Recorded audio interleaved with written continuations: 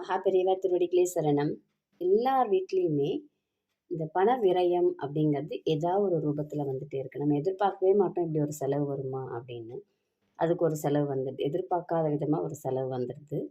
அப்புறம் அதுக்காக நம்ம கடன் வாங்க ஆரம்பிக்கிறோம்.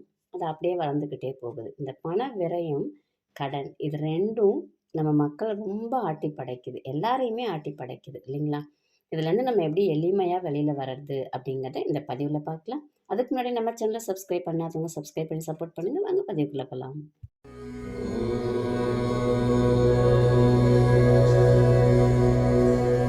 இந்த பதிவில் நம்ம பண விரயத்தையும் கடனையும் அடைக்கிறதுக்கு எளிமையாக வீட்டிலேருந்து செய்கிற மாதிரி ஒரு பரிகாரமும், நம்ம கோயிலில் போய் செய்கிற மாதிரி ஒரு பரிகாரமும் பார்க்க போகிறோம். எது நமக்கு ஒத்து வருமோ, நம்ம இதுக்கு செய்ய முடியுமோ அதை நம்ம செஞ்சுக்கலாம்.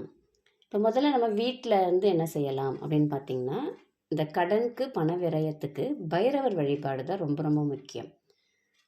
பைரவர் நம்ம வீட்டை காக்கிறது மட்டும் இல்லாமல் நமக்கு ஒரு பாதுகாப்பு வளையமாக இருப்பார் அப்படின்னு சொல்லுவாங்க. அப்போ அந்த பைரவர் வழிபாடு தான் நம்ம இன்றைக்கி செய்ய போகிறோம். வீட்டிலேருந்து செய்யறதுன்னா என்ன செய்யலாம்? இந்த தெருவில் நாயெல்லாம் இருப்பாங்க இல்லைங்களா, நாட்டு நாய். வீட்டில் நம்ம காசு கொடுத்து வாங்கிட்டு வந்து வளர்க்குறது கிடையாது. தெருவில் இருக்கிற நாய்களுக்கு தினமும் முடிஞ்சால் நீங்கள் இரவில் சாப்பாடு போடுங்க. எங்களால் அதை செய்ய முடியாதுன்றீங்களா? ஒன்றும் பிரச்சனை இல்லை. சனிக்கிழமை நைட்டு பால் சாதம் வைங்க, பசும் பால் சாதம் வைங்க தெருநாய்களுக்கு. சனிக்கிழமையாவது செய்யுங்க. உங்களால் தினமுமே பால் சாதம் வைக்க முடியும்னா ரொம்ப உத்தமம். பால் சாதம் அந்த நாய்க்கு கூப்பிட்டு வச்சிங்க அப்படின்னு நைட்டில் செய்யுங்க. வச்சிங்க அப்படின்னா அந்த பைரவர் நம்மளை பாதுகாப்பார், நமக்கு வரக்கூடிய விரயங்களை தடுப்பார், நம்மளுடைய கர்மாவை அழிக்கக்கூடியவர் பைரவர். அவர் தான் காவல் தெய்வம். நமக்கு காவலாக நின்று நமக்கு வரக்கூடிய தீமைகள் எல்லாத்தையுமே அழிக்கக்கூடியவர் பைரவர். இது நம்ம வீட்டிலேருந்து எளிமையாக செய்யக்கூடியது. இல்லை நாங்கள் கோயிலுக்கு போய் செய்கிறோம், ஒன்றும் பிரச்சனை இல்லை.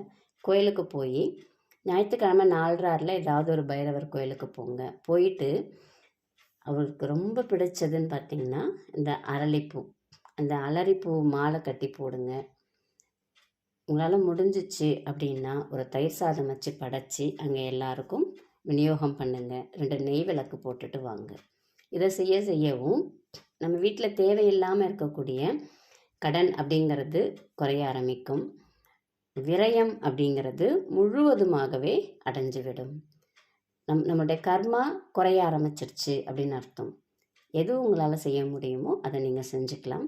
இல்லை ஞாயிற்றுக்கிழமை நாங்கள் NV செஞ்சுருவோம், செய்ய முடியாதுன்னு நினைக்கிறீங்களா? சனிக்கிழமையில் செய்யுங்க, ஒன்றும் பிரச்சனை இல்லை. சனிக்கிழமையில் போய் செஞ்சுட்டு வாங்க.